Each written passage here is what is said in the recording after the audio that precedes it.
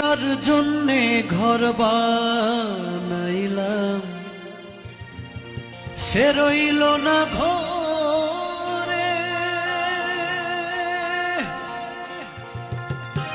সেই ঘর উড়াইয়া নিল কাল বৈশাখী ঝড়ে।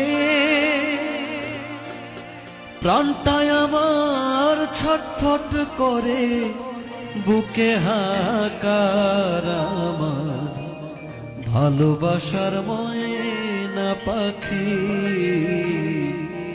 এখন জানি কার। শিকল কাঁটা পাখির মতো উড়িয়া সে গেল,